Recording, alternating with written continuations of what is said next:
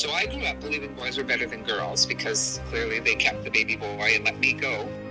Not all adoptions work out, not all adoptions are perfect, but that goes the same for birth families. The first thing she said is, "Oh, my Marie, you found me."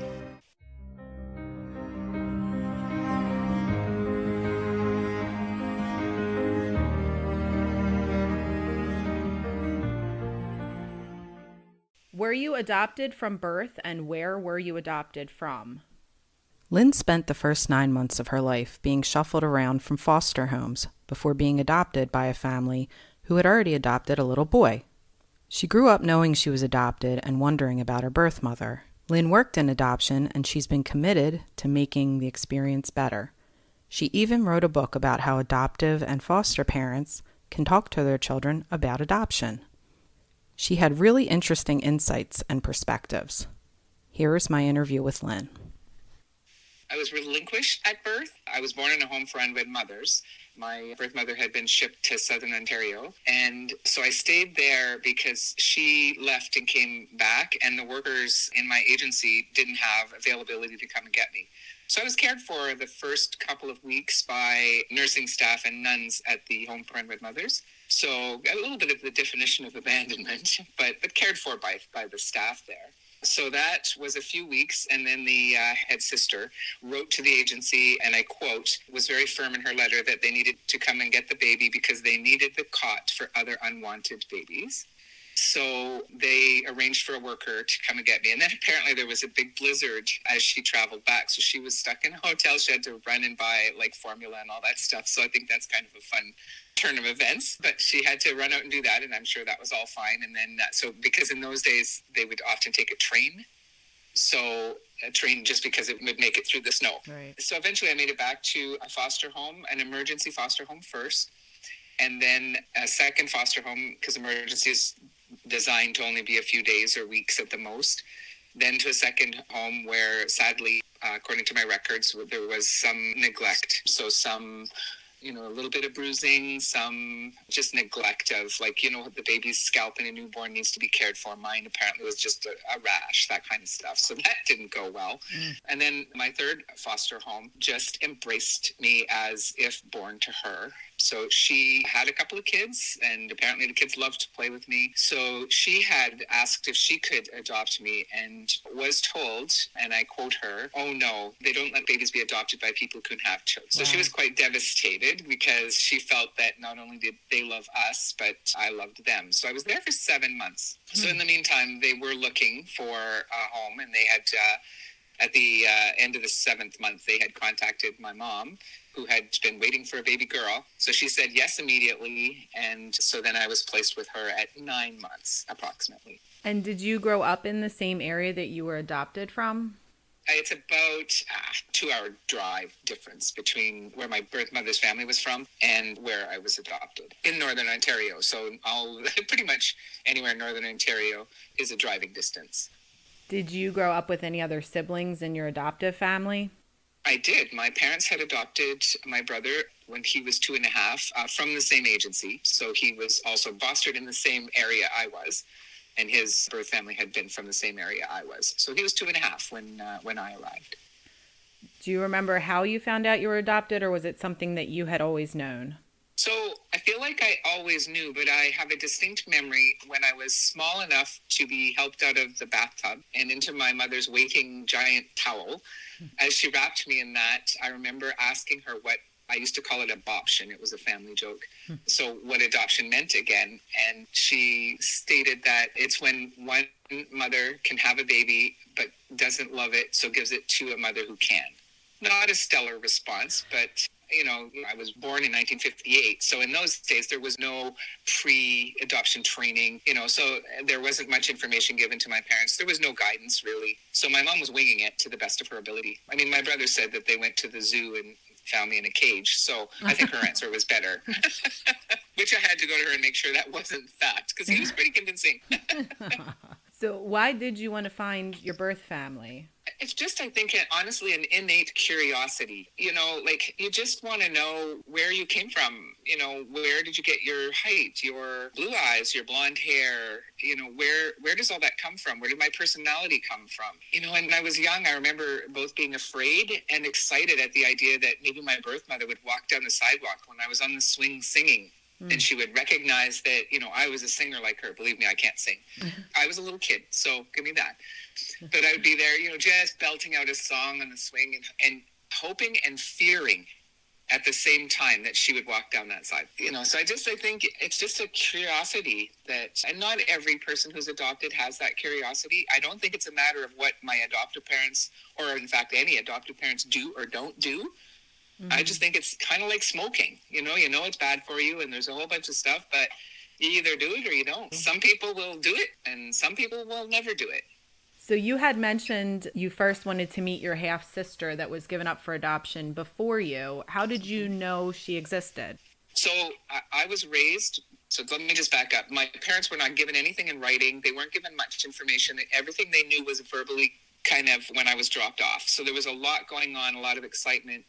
So they were actually told, my mother honestly believed that the birth mother had given birth to a boy prior to me, and that the family had kept that baby boy. And when she became pregnant with me, the family felt that they couldn't, quote unquote, encourage that behavior. And so they sent her to a home for unwed mothers and insisted that she place that baby on adoption. The true story is that my birth mother had actually given birth to a baby girl, also placed on adoption, and that the birth mother's mother had had a baby boy a year before. So I can see the confusion, but I mean, in reality, if my mother had been given a written social history, that would have never happened. So I grew up believing boys were better than girls because clearly they kept the baby boy and let me go. And when I found out that my sister was a sister, I can't even describe. I was just over the moon that it wasn't this coveted boy that was kept and I was just like tossed off. So I wanted to meet her because she and I felt we're innocents. We're sisters without knowing we exist. I didn't even know if she knew I existed because I knew because she was born before me. But she may not have even known I existed. And in fact, she did not. So although you worked in adoption, you had to follow the same processes of any adoptee to find your birth family. What was that process like? Absolutely. So I worked in 25 years in adoption disclosure and adoption and, the whole gamut. And I wrote letters. I was part of the, let's make change in our government. So as the government changes happened, the benefit I had was knowing about them and hearing about them first. That was I wasn't given any special privileges because I worked there except to know about the changes. And so when there was a change made that siblings could place their name on a list in case other adopted siblings were looking for them, I immediately put my name, and my sister had as well put her name. So we were matched pretty quickly from a systems perspective. She lives in Western Canada and I live in Northern Ontario, so it took a while for us to coordinate. We both had, little kids. In fact, I had just had my fourth, so he was just a newborn when I met her. And there was a time when, when she first came in, like I picked her up at the airport. I was late, of course. And we have this tiny little airport. So her joke is she was a bit like Carol Burnett, where she had to put her feet up so the guy could clean underneath her feet while she was waiting for me. But I had to choose because my baby was like fussy and whatever. So I had to settle him so that I could pick her up at the airport and go out instead of bringing her back to, I had 4 little kids. So a chaotic environment. So I chose that. And there were no cell phones back then. So I couldn't even let her know. But anyway, she's forgiven me. She never lets me forget about it, but she's forgiven me for that. But I can't imagine in hindsight how that would have felt for her. Like she's, hundreds of miles from home and I'm just not showing up and she has no way to contact me. So it was pretty scary for her. I feel bad about that. But as an older sibling, she doesn't let me forget it either. So, yeah. So then the rules changed. And so we were both registered to meet with birth parents as well. But we could search for siblings. And at that time, you couldn't search for birth parents. Everybody had to voluntarily register. So that rule changed and we were allowed to search. And so we searched for the birth mother. And when the ministry reached her, she declined. I can't tell you how grateful I am that I had my sister to go through that with me. It's not like she met one of us and didn't meet the other, and that kind of stuff, right? Her rationale as a mom, I get it. She had other children. Although her husband knew we existed, her children did not. That was a struggle for her. And I get that, but obviously it was a very painful time. Yeah, sure, definitely. So when she passed away is when you were able to meet your other 4 half sisters. Is that correct? That's right. So what happened was another law changed, and we were allowed to get our original birth certificates. So that contained the names of our birth parents. So let me just back up. Because my birth mother refused to meet us, in those days we were allowed a secondary search for the other parent. My sister has no information about her birth father, but there was enough for them to search for mine. I'm grateful I was able to meet him. I met him several times before he passed, and I met his children. In fact, I met his children before him because he too was in Western Canada, and his kids were here in Ontario. Adult kids, obviously. So I met them and I met him. So I had that.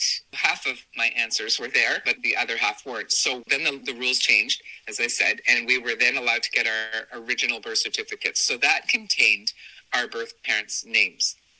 And so then we knew her name. So respectfully, she asked us not to, so we weren't going to do anything to upset her or whatever. But I also felt when she passes away, then that's no holds barred at that time. So that's exactly what happened. My sister called me and said, are you sitting down? I found her obituary. And of course, her children's names and husbands and everything was listed there. We didn't jump on the train right away, obviously. We gave them time to grieve. But then we did reach out. I think she did it via email and just sent an email, found an email address. I think she found where one of the sisters worked. We had always joked that we hoped she had all sons after she gave her 2 only baby girls away, but she had all 6 of us are girls. So she had 6 girls in her life. Then we reached out, and if I recall, because I didn't have the conversation, she did, but the sister she reached out to said, you're confirming some weird thing our dad said, so just can you give us some time to look into that? And it wasn't long, maybe a week, when they got back to us and said, we think maybe there's some truth to what you're saying. So then the door opened, and we were able to figure out that we could prove it. We had the birth certificates at that point. So then they were extremely open to us, and we've met them. We have, a pretty good relationship with them. We did a reunion of all 6 of us to begin with, and I think that was 2018. We got together at a college. I felt a neutral territory was probably best.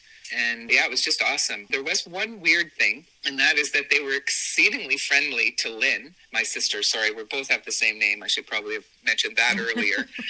Our adoptive parents had both named us Lynn, although it's apart because hers is spelt with an E on the end and mine doesn't have one. So just so you don't get confused, Miranda.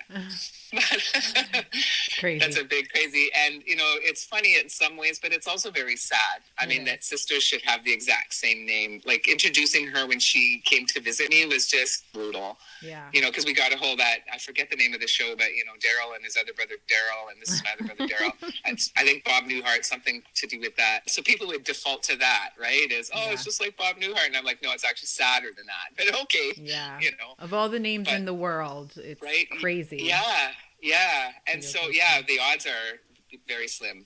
So our sisters, when they were, kind of talking about us, because that would have been confusing as heck for them too, they were calling us, referred to us as I was North Lynn and my sister was West Lynn, so that they knew which one of us they were speaking about. Getting back to the actual few hours when we met each other, they were very kind of, I'm going to describe it as standoffish with me and very, very open and friendly with Lynn. So, of course, when you're adopted, there's a little bit of self-esteem, you can imagine, that is easily harmed. And so, of course, I took it immediately personally. It's because I was the second one. I couldn't understand what was going on. And here I'm a professional who's been to, probably 100 reunions. And this one was just weird. So what happened was I didn't find out for a couple of years, to be honest. I finally had brought up the nerve to say, why were you guys so nice to her and so, quiet with me? And they said, you know what? You look exactly like her. Wow. You sound like her. The deep voice apparently comes from her. All of that. And I have seen videos. She did have a deep voice, a gravelly voice like me. So they were just so taken aback that I was like a reincarnate of their mom. In hindsight, I get it. I just wish somebody would have said something. at the time, right? Because literally they would be sitting there just staring at, keeping in mind they had just lost her too. Like it was probably less than a year. So that would have been creepy for them. But once I got the explanation, I felt a lot better, but it really ate away at me for a while. Did you find that you had a lot of things in common with your half sisters? Was it very easy to get along with them? Very easy to get along with them. I think, we're all parents. We default to that. They're all different, like all four of them. All six of us have different personalities. But it's funny how, I guess I'd use the word alliances are formed. Some of us are closer to others for no apparent reason other, one of them travels, so she's able to visit Lynn more out in Western Canada. And, she's more apt to go out there than the others. And I kind of got close to the youngest for some reason. I think we have some medical things that I won't go into, but are common between us. So we can talk because the others don't have those. And so we were able to talk about those. So we had that commonality. All of them are just incredible. Oh, I also met the birth mother's husband.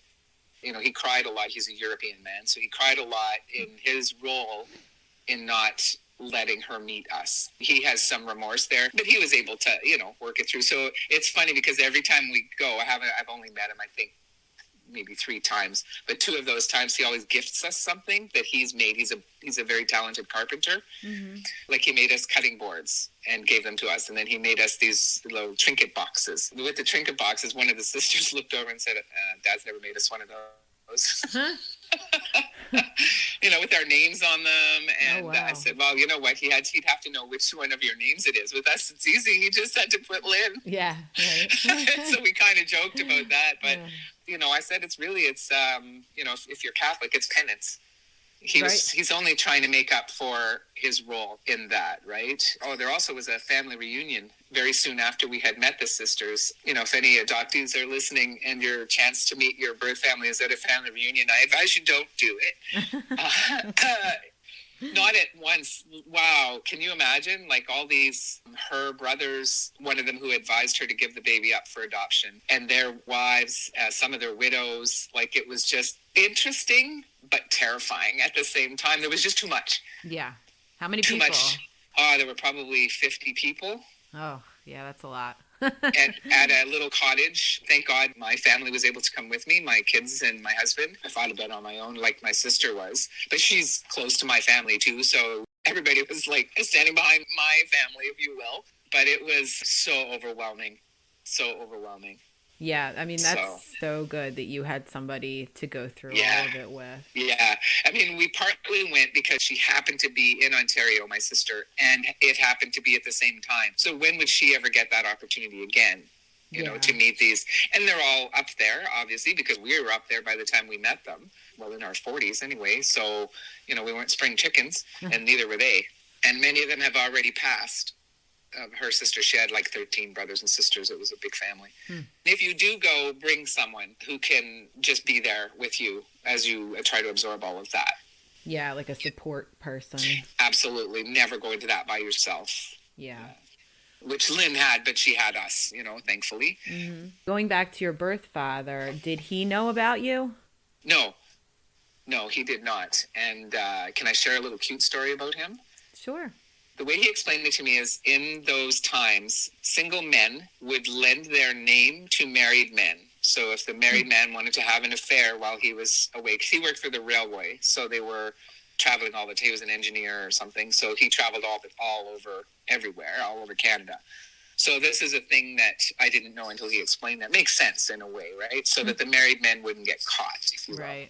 Because the worker that I had from the ministry wasn't very clear with him, he thought that I was conceived in the town with, actually it was the Home Friend Red Mother's town. So he called. So this is how kind this man was. He called me because he would have helped me to try to figure out who the birth father was if it wasn't him. He didn't believe it was him because he knew he'd never had an affair with a woman in that community. Right. When we did speak, he quickly realized when I told him where I was born, so obviously where I was conceived, he knew immediately, like the woman, that he had that affair and that I could easily be his child. So that flipped the conversation real quick, let me tell you. As adult children himself. And in fact, he was raising, so he met a woman The child was born earlier in the same year I was, so he was raising a stepdaughter while I was being raised by my adoptive parents. He really felt sad about that. Yeah. Like, he feels like had he known, he would have stepped up. And I think he would have. Yeah. I really do. So he feels really sad about that. And so he's got a stepdaughter my age. Mm-hmm. And then he has 3 biological children as well. So whom I've met. Like I said, I've met them before. One of the children has passed, sadly, so I didn't get to meet him. But I met his other son and his daughter. Both of the daughters, the stepdaughter and the daughter. That must have been like crazy before DNA, like all these guys sharing their names and all these kids coming after these single guys. It makes sad sense. But, and in my capacity as an adoption disclosure worker, I've called families and where the wife has said, oh, you have the wrong number. That can't be, because I just say I'm calling and I have some information. Your husband needs to call me back. Oh, no. Why would he have to call you back, right? So anyways, and some women have hung up on me and the husbands have always called. Yeah. Right? Because, you hate to be the bearer, but I don't know who knows and who doesn't. Yeah. I work for the government, and it's my job to call, and that's when adoptees could reach out to their birth parents, like we did with ours. So that was part of my job, but at a municipal level, not at a higher government level. So that was fun. Yeah, I can imagine. Yeah. I had more empathy, though, I have to say, probably than most. Yeah. Yeah. So you had mentioned that you had been in foster care during the first 9 months of your life and that you got to meet your foster mother. Mm-hmm. What was that like, and how did you find her? Honestly, for years, I kept bugging that agency to, could you please tell me her name and or reach out to her, because in my capacity, I had done that. I had reached out to former foster parents and said, so-and-so's looking for you. Are you open to giving your information? I never had a foster parent turn me down, not once. So it's just a different agency with different rules, but they wouldn't. And so it drove me crazy. Like, I started very young, like in my 20s. Just give me her name or call her on my behalf, and like I've done. So it didn't happen. And then in Ontario recently the rules changed, so we can now get a full vetted file. So they only vet birth family member names. They don't vet foster parents' names. I think I was 61 when I finally got that document. I've gotten documents over the years, but they've all been useless because of just the province's rules.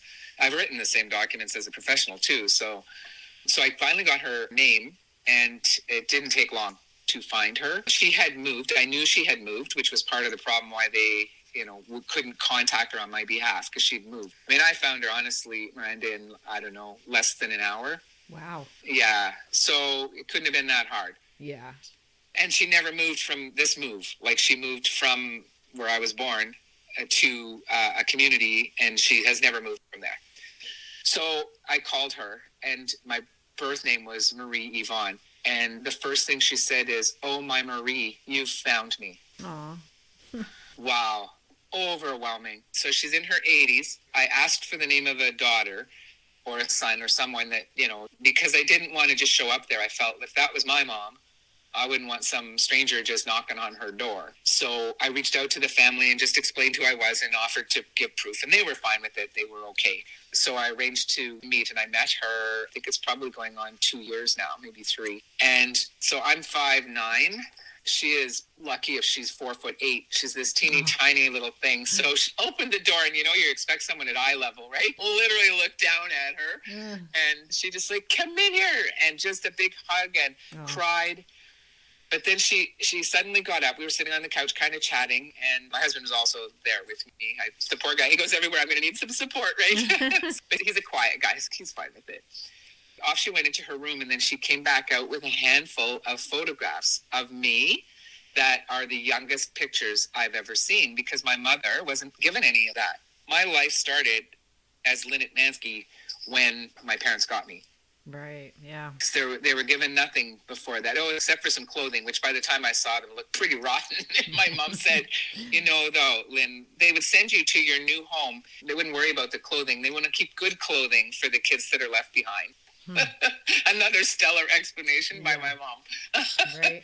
But actually, when my mom passed about a year ago, she still had them. So I have them. I have those clothes. She had them in the cedar chest, so they're, safely preserved. Yeah, so I have those today. But anyway, getting back to my foster mom, she showed me these pictures and how she kept those. Like I said, I think I was 61 when we met, 62. Why do you keep pictures for 60 years of someone you've never seen again? Like, it was such a gift. Yeah. I can't even describe what a gift that was.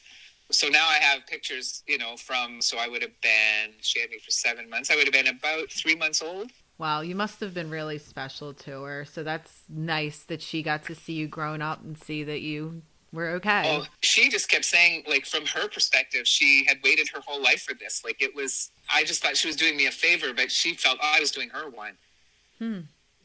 I mean, her children were fine with it, and one of her daughters, and I kind of hoped someone would be there with her when I met her, but she's pretty strong-willed. Yeah. I have to say. She's a woman of strong character. So we talk, I call her regularly, and she, just loves to chat. She still calls me Marie and, corrects herself. And I keep telling her, it's fine. When you knew me, I was Marie. I'm okay with that. I know you mean me. Yeah. So it's okay. But every time she'll say, oh, it's my Marie. I mean, Lynn. She's cute. Yeah. She's wonderful. So I'm hoping to get up and see her again next summer. And so that was a wonderful experience, Miranda. I can't even, it's hard to describe how that feels. Yeah, that's an awesome connection that you made. Yeah. So do you feel your life has changed in any way now that you have all these family members in your life? Well, so having grown up with just an older brother, right? Having sisters was very cool. I thought that was pretty neat. My life has changed. It's been enriched by meeting these women and their families and who I consider my nieces and nephews. And they're definitely my sisters and my brother. I keep forgetting about poor Craig. Oh, the other thing is they all live within 10 minutes of each other, except for my sister that's out west and one sister that's about an hour away from them. So everybody else lives in the same community, paternal and maternal siblings. Mm-hmm. So when I went down the last time I was there for a week, I spent a week and I met with somebody every day. It was very neat. Like we went out for dinner with the paternal siblings and then I went for coffee at one of their homes. And like that was neat because I always feel like I'm right there. Yeah. I'm right there, so let's do this. They haven't met each other. I'm hoping for that in the future, that we could just all go out for dinner. That'd be kind of neat. Yeah, that would be interesting. Yeah, it would be. So yeah, it's only been enriched. It really has. It's answered so much for me. I think I probably settled emotionally once I had those answers. There was a lot of me that was just angry with my own government for withholding this information from me. Yeah, you could have met them a lot sooner. Right, yeah. I mean, I don't think birth mother would have been open to it even because we wrote a letter saying we would meet with her like kind of on the sly and never tell anybody. We offered her that so she wouldn't have to tell her husband or her kids, but she said no to that as well. So, yeah. But I mean, she had her reasons and I have to respect that. I now know her through her kids. Yeah. Now I've seen videos. I call it birth mom in motion. Yeah, I've heard her, I've heard her talk. I've seen her walk. So I have that, which I wouldn't have had without these siblings, the generosity of these girls. So being adopted and working in adoption, you were able to see adoption from pretty much all perspectives. Mm-hmm. So you talked about a little bit being angry with the government, but what are your feelings about adoption?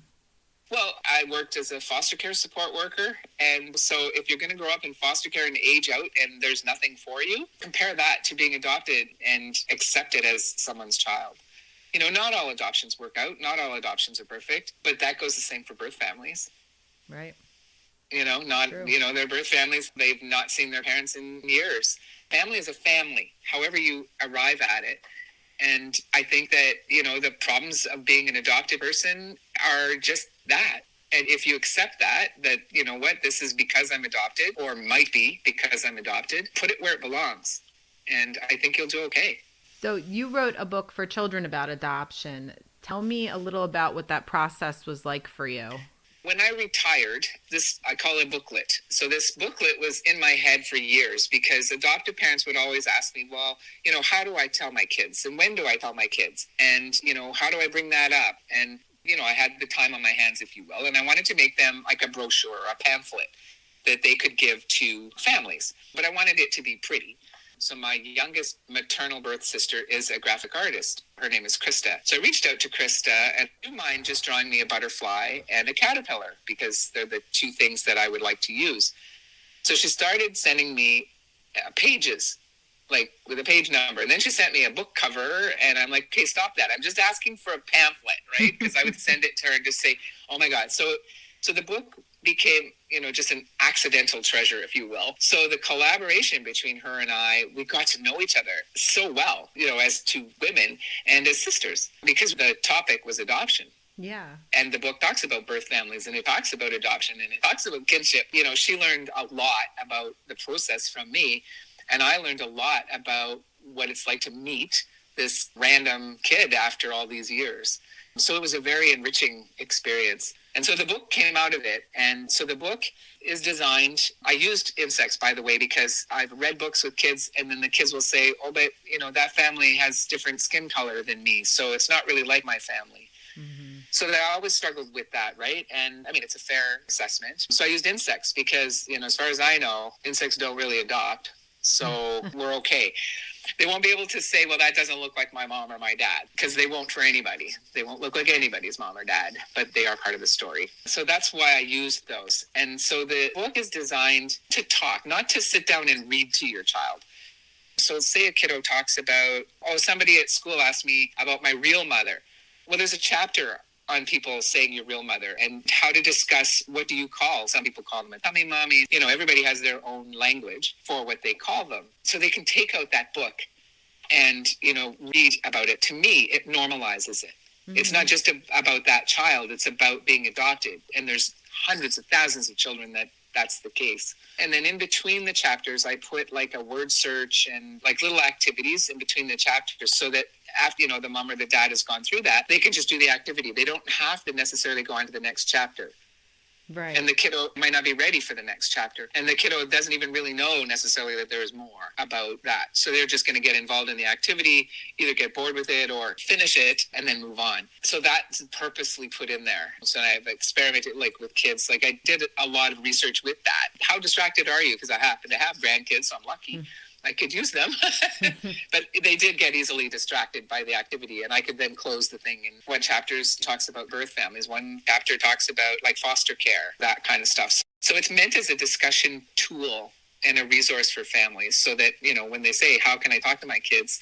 Hopefully, if they have a look at the book, that will help them. The book is available in print, hard copy, and soft cover. I prefer the soft cover, obviously, because it's more cuddly. The hard cover is just easier to do the activities. It's also an ebook. Mm-hmm. And an audiobook. And I did the audiobook because as a worker, I had so many great conversations while I was driving kiddos to visit back to foster home from a visit, because there's not that sitting across the table pressure. So that's why I went ahead and did that. So it's out there. I hope that it makes a difference. Also for folks that are listening that are interested in the activity part, a kin mom said to me after it was published, so what if I have 4 kids? And I'm like, oh, crap, I never thought of that. So I've put the activity pages on my website so people can print them if they have multiple kids, and everybody can do their own. The audiobook obviously has audio version of doing it. And frankly, it's just a word search. So as long as you're doing an activity at the end of the chapter, it doesn't have to be those activities. Yeah, that's really good. It breaks it down into manageable parts for kids of any age, and then it has something fun so that keeps their interest. Mm-hmm. Yeah, it can be read out of order as a result too, based on the needs of the child at that moment, which is unusual for books, right? Because books always have a beginning, middle, and an end, and if you go out of order, it's confusing. So each chapter is its own little book, if you will. Was adoption an open topic in your household growing up? So when I would say to my mom anything about adoption, she would do the deer in the headlights. She would always answer me, but she was always uncomfortable. And so, you've made your parents uncomfortable, the feeling, so you stop. Mm-hmm. And interesting, I just had a discussion the other day with a colleague. I honestly can't ever remember asking my dad a thing, right? So I guess it's the poor moms. My mom loved my birth sister, Lynn, though, I have to say. Because, see, Lynn was never a threat, right? Once she got over the shock of the fact it wasn't a boy and wasn't kept by the family, once she got over all that, she loved her. She would ask about her all the time. Oh. Yeah. And the birth parents, that stuff, by the time I found these folks and whatever, I was a parent myself, and some of the stuff I didn't share because really it's not anything to do with them. Yeah. Right? My dad didn't need to know that I met my birth father. What does that mean to him? It doesn't mean anything. So some of that stuff I just kept to myself. My brother also did search and met, and, he kept that to himself too. Because, people sometimes don't understand when I say that, but it has nothing to do with my parents. No. My parents are my parents. Yeah. It's just something for you. It's information about you. Yeah, it's about me and finding out more about me as a physiological being as well as an emotional being. Do you think that the book would be helpful to any child who has adoption in their family, not necessarily just those who are adopted? I know when I was younger, I knew my dad and my uncle were both adopted, but I had no idea what that actually meant. If there's adoption in the family, I would recommend that a parent have a look at the book. Because libraries, hopefully, I know I've donated them to a number of libraries. If they can get it through the library, I would suggest they do that and have a look and see. Because I can't say definitively no. It depends on the child's questions. Right. Yeah. Because it does have an explanation as to why some of this happens. Like, why does a kid go into foster care?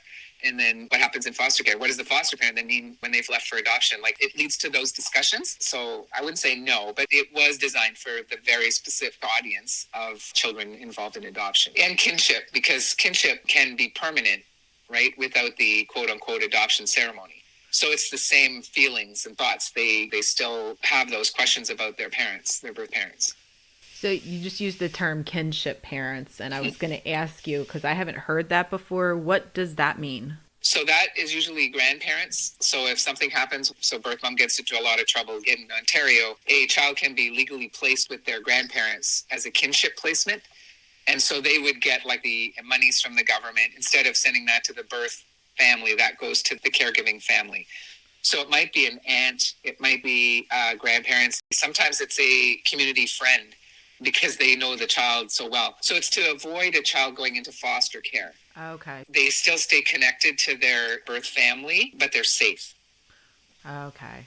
That makes Yeah, sense. so I'm not sure what it would be called in the United States, to be honest. Yeah. But I yeah, don't know I if they have thought that. kinship was common to the United States as well. It might be, just a different term Yeah. there. But in the UK, they're called kinship carers. Usually it's a family member, but it could be, I think, within Indigenous folks, for example, it could be somebody from their community. Same with some religions. It'll be someone in their religious community who can take on these kiddos.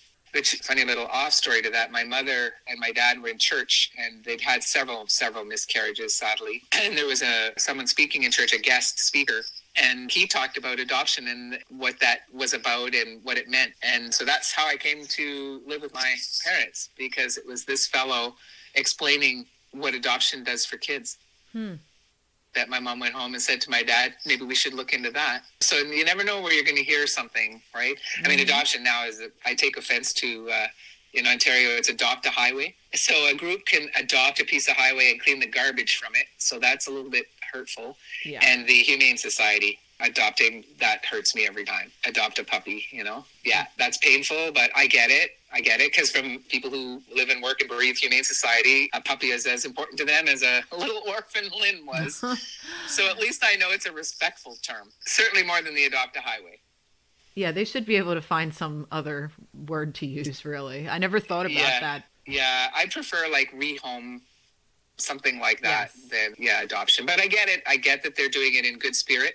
And it is because they truly love these animals that they are looking truly for an adoption home. It's just painful every time I see it. Yeah. Or hear it. Yeah, adopt a puppy. And then I always think of the little kids who are just learning that they're adopted. Oh, And so did you get me from the Humane Society, Mom? Like, I can so see that. Yeah. I can so see that, It is right? confusing. Yeah. Mm-hmm. Yeah. Or standing in the pet store saying, just like me. I can see it, right? Yeah. Yeah. So, yeah, Whole that's a different little meaning. painful, I have to admit. So I wanted to talk for a minute about your website. Your website's really great for your book, and there's Thank other you. resources on it as well. And it is Yes. whatisyourstorybook.com. And that includes some of the places your book can be purchased. Could you tell me what the places are that we can purchase your book? So you can pretty much honestly get it anywhere. If you just Google it, like Walmart has it. It's published by Friesen Press.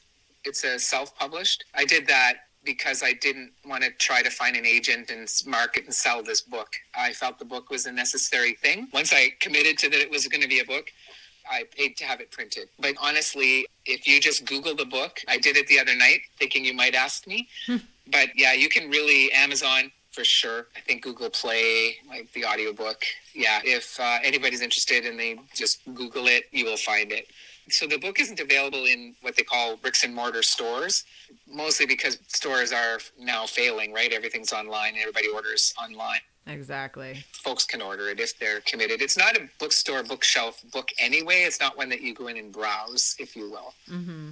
There's sample pages. You've probably been on my website more recently than me, Miranda. I think there's a couple of sample pages on the website so you have an idea of what it kind of looks like. Yeah. Yep. I think there's some spots in the website that tell you where, I think right at the beginning. Yeah, but, on the homepage there is, yes. And the price varies. Look for the cheaper one. Do it, you guys. Or the library. And you know what? If your library doesn't have it, I understand from my local library, you can ask them to get it, and they will. Yeah, some people have told me that they've gone to the library and asked them to get it, and they will apparently if you ask for it. So there you go. So do you have any events or interviews coming up to promote the book? Not currently, but I'm always open to it. I love to make presentations. The Adoption Council of Ontario, three authors were just recently interviewed 2 weeks ago because November was Adoption Month in Ontario. So I've done that. No, I don't have anything coming up. I appreciate the opportunity to promote that event if there was one. I did a meet the author at our local library, and I knew probably people wouldn't come because adoption is still, what year are we? It's still so secretive, and people don't want to come. They'll come, though, to I'll call it the Children's Aid Society because I think that's a common term. So an agency, they'll come to that because they feel it's confidential. So I think I'm going to reach out to my agency and see if I can do a meet the author there. But I had one adoptive mom say, well, I was kind of afraid the birth mother would see the ad and then she would come and see if she could find her kids. I'm like, first of all, you weren't supposed to bring your kids. Yeah. It wasn't a child event. It was an adult event. But it was funny, right? I get it. Like I do. I understand. So the secrecy is still the predominant thing. Yeah. So it is hard. I said to my husband the other day, I think maybe I'm going to go, the craft shows they have like around Christmas, you can sell your earrings and your bracelets. Yeah. I might just go to that and just give folks an opportunity because it might not be for them, but, maybe as a gift if their brother or sister has just adopted. I think it's a great adoption finalization gift. Yeah. I think there's no better gift you can give for that, right? Because it's the tool. Yeah. You never know where you're going to find somebody that it'll help too. Exactly, right? So, and if folks are in the position, if they can buy one and donate it to, like in Ontario, we call them early years centers, or to an adoption agency, and not the private ones because they make their own income, but to a Children's Aid Society that deals with adoption. Like if somebody has the means to buy them and donate it to a library, please do it. It's awesome. It's not an expensive book, but that's your definition of expensive versus mine, right? So I can never really say that. I think it's reasonably priced. Yeah. So what advice would you give someone who is entering the journey to find their birth family? Open mind.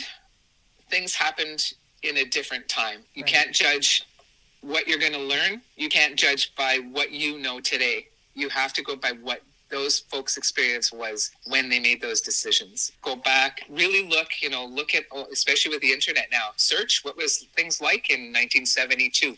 What were the adoption rules? Were there homes for unwed parents in those days?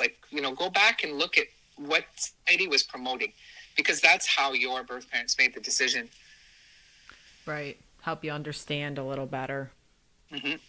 Yeah, what they were faced with. I judge you by what I know today, right? Your comments and your way of being, I judge that by what we know today. I'll give an example. There's much more financial support for a single parent today than there certainly would have been in 1958. For sure. So in 1972, when I'm looking at my records, I'm thinking, well, all she had to do was get a single parent allowance and she could have moved out of her family's home, right? Because I'm judging by what I know is available in 1972, not in 1958. And so you have to go back and research what was the world like, especially wherever your birth, because it should be on your birth certificate where you were born. Mine would be where my home for unwed mothers, where she went for that, not my actual place of birth. With open records in Ontario, you now know that stuff. But go back to the time then. Otherwise, you judge too harshly, I think. Yeah, you're right. So was there anything else you wanted to add? No, I appreciate this opportunity. Adoption is a wonderful thing. And I find more and more people are getting afraid of adoption. There is trauma in adoption. When you look up adoption, you're going to look up trauma. And yes, when your first parent doesn't keep you, there's trauma. It doesn't happen at birth because you don't understand that. It'll happen one day when you understand it. But if your adoptive family is there for you as you go through therapy or help about trauma, that's what matters. You know, the birth family, when your child's an adult, is not a threat. They're a curiosity. That's actually a great way to put it. Yeah, right? My parents, knew that I was looking. Did I give them all the information? Nope. No, I didn't, because I didn't want to hurt them. And I didn't need their permission. I didn't need their support for that particular thing. Mm-hmm. But where I did, right? Because these are my mom and dad. I didn't want to hurt them. Right? That's my mom and dad forever. I have birth parents too. Right. Well, thank you so much for letting me interview you. Thank you so much for the opportunity, Miranda.